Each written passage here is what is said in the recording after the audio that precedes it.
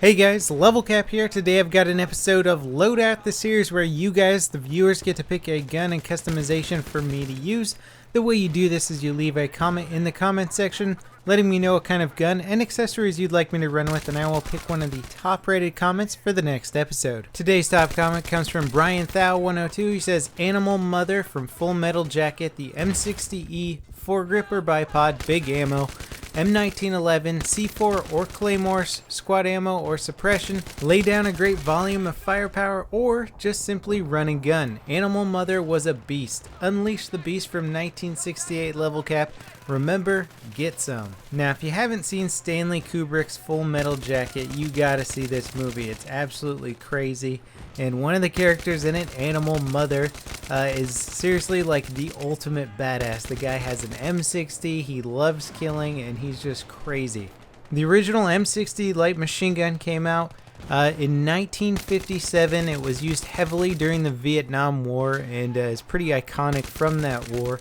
It has the nickname the Pig because I believe of its bulky size, but maybe also because it makes a pretty distinctive sound when it fires. And since its initial release, it's gone through many iterations, and the current one that's being used in Battlefield 3 is the M60 E4. This one's been adopted by the Marine Corps, and it's basically a lighter weight, more reliable version of the original M60, and it has some rail space for putting attachments on there like sights and whatever the heck else you want, flashlights, lasers. The weapon fires 7.62 NATO rounds, which are considerably larger than 5.56 NATO rounds, which is what, well, the majority of weapons in Battlefield 3 fire, frankly. And the weapon is rewarded for firing these larger rounds by giving it a 34 maximum damage, 22 minimum damage. This means that this weapon is a 3-shot kill at around 8 to 9 meters away for body shots. If you hit him in the head, it's going to significantly lower the shots to kill down to 2 in close quarters. And you'll still have a nice 4-shot kill all the way out to about 45 meters. So this gun can definitely take down people at range.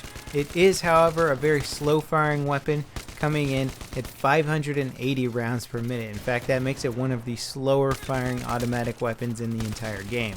And this was a crazy round of No Shark Canal's Team Deathmatch, an unusually high number of people trying to get my tags this round.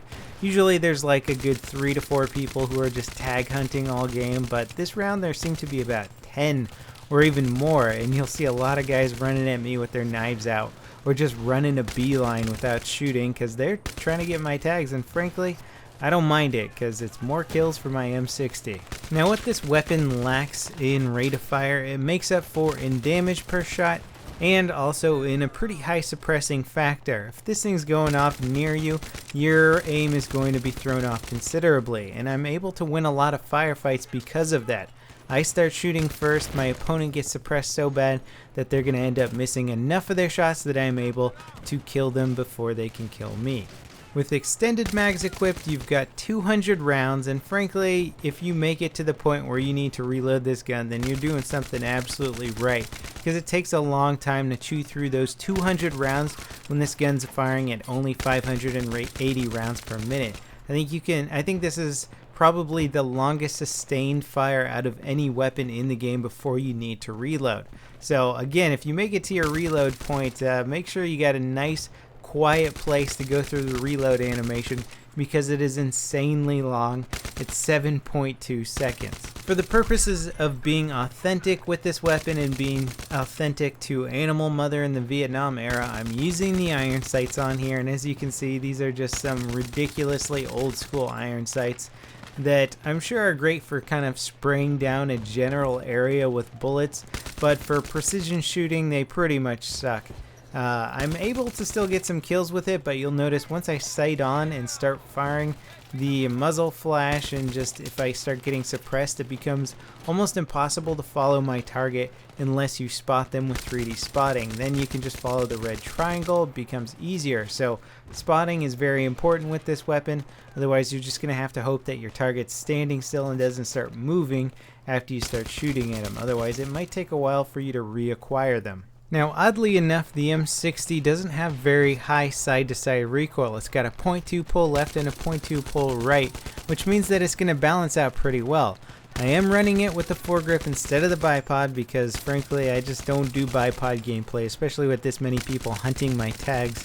A bipod would be an instant death sentence.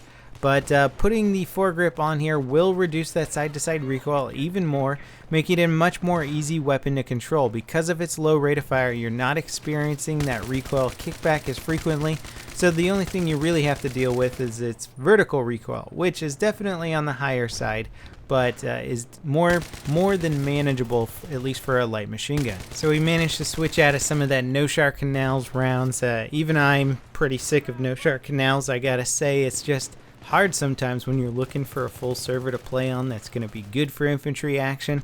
Sometimes no shar is the only one you can really do that you know you're going to at least get consistent good infantry action over and over. Operation 9 to 5 actually was a pretty fun map to use this weapon on.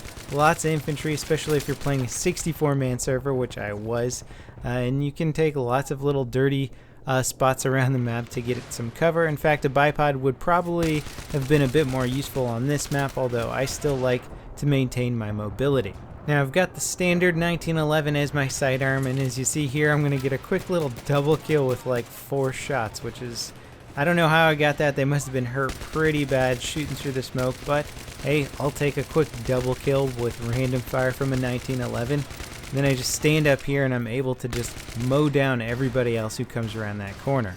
Now I was running with C4 instead of claymores, and I just basically don't like claymores. I don't really like any sort of automated killing system. I hate getting killed by them, and I don't feel particularly rewarded when I get kills with them. It just zero skill involved system. So I'm running with C4 because not only does it give you some options for killing your opponents, but it also gives you a lot of options with blowing through walls and creating your own paths through environments. I love using them to take down buildings in Operation 9 to 5 since there's some actual destructible environments. I can actually use it to take out walls and take out little office areas. So it's absolutely perfect for this map, and you can even chuck it down stairwells in case somebody's down below.